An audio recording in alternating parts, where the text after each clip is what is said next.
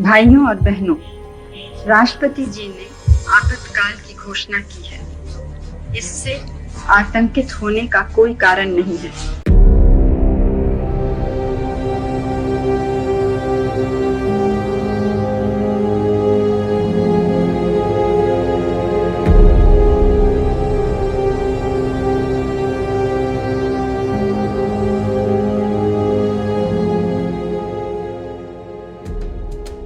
साल 1975 जून का महीना। सूरज आग उबल रहा था सियासी तापमान। भारतीय राजनीति की आंच इतनी तेज थी जो दे रही थी मौसम की तपिश को भी मात। नारों से गूंज रही थी सियासी गलियां, सिंहासन खाली करो कि जनता आती है। दरअसल 12 जून 1975 को इलाहाबाद हाई कोर्ट ने 1971 के लोकसभा चुनाव को लेकर समाजवादी नेता राजनारायण की याचिका पर सुनवाई करते हुए बड़ा फैसला सुनाया था। देश की तत्कालीन प्रधानमंत्री इंदिरा गांधी के खिलाफ इलाहाबाद हाई कोर्ट ने सरकारी मिशनरी के बेजा इस्तेमाल का दोषी ठहराया था।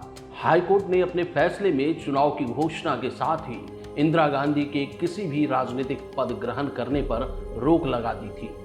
हालांकि इलाहाबाद हाई कोर्ट के इस निर्णय को लागू नहीं किया गया और इसी घटना के बाद से देश ने आपातकाल का दौर देखा। इलाहाबाद हाई कोर्ट के तत्कालीन जस्टिस जगमोहन लाल सिन्हा के इस निर्णय ने पूरी दुनिया का ध्यान अपनी ओर खींचा। हाईकोर्ट परिसर में पैर रखने के लिए तिल भर जगह नहीं थी। कोर्ट रूम में जाने के लिए पास जारी किए गए थे। कोर्ट रूम में जैसे ही जस्टिस सिन्हा ने फैसला पढ़ा और चुनाव रद्द करते हुए कहा कि श्रीमती गांधी अगले 6 साल तक चुनाव नहीं लड़ पाएंगी, फैसला सुनते ही कोर्ट रूम में बैठे सभी लोग सन्न रह गए। खबर आग की तरह फैल गई। इस फैसले ने देश की राजनीति में भूचाल ला दिया। इंदिरा गांधी किसी भी कीमत पर सत्ता छोड़ने को तैयार नहीं थी।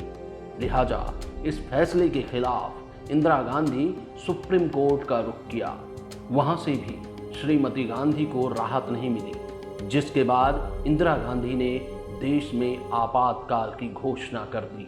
हुआ यूं था कि इंदिरा गांधी ने संयुक्त सोशलिस्ट पार्टी के राजनारायण को 1 लाख मतों से पराजित कर दिया था।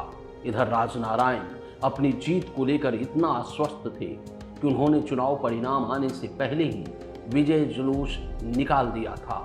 लेकिन इसके उलट इंदिरा गांधी जीतकर संसद गई। उधर राजनारायण इंदिरा गांधी की जीत को हाई कोर्ट में चुनौती दे डाली।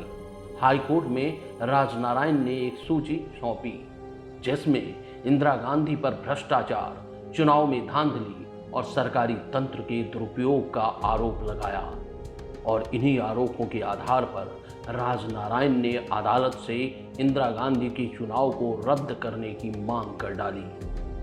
पहली बार देश के किसी प्रधानमंत्री की कोर्ट में हुई थी पेशी। मार्च महीना में जस्टिस सिन्हा ने प्रधानमंत्री इंदिरा गांधी को अदालत में पेश होने का आदेश जारी किया।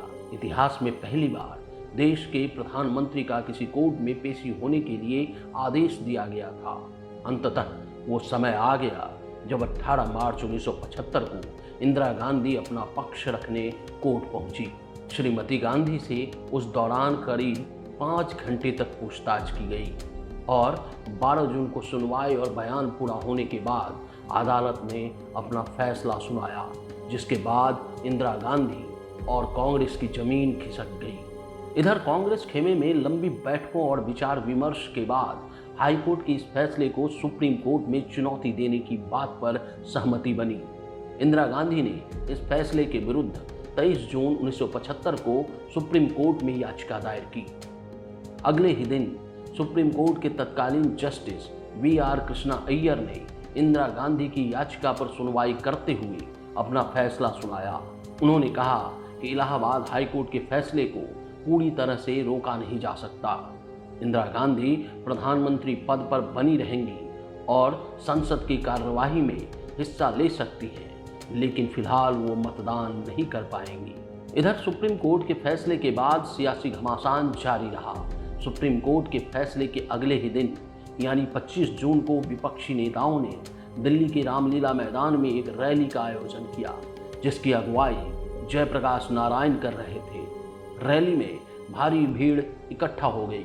रैली को संबोधित करते हुए जयप्रकाश नारायण ने राष्ट्रकवि रामधारी सिंह दिनकर की एक कविता का कुछ अंश सुनाया और नारा लगाया, सिंहासन खाली करो कि जनता आती है। इधर जेपी की रैली खत्म हुई और उधर इंदिरा गांधी राष्ट्रपति भवन पहुंची।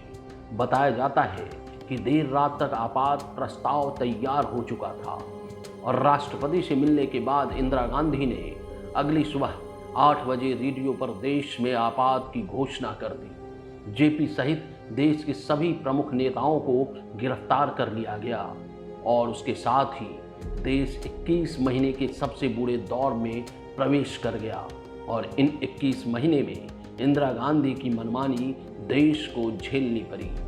आखिर कौन था इमरजेंसी का मास्टरमाइंड? तत्कालीन प्रधानमंत्री इंदिरा गांधी के निजी सचिव आर.के. धवन की माने तो इमरजेंसी लगाने के पीछे इंदिरा गांधी का दिमाग नहीं था।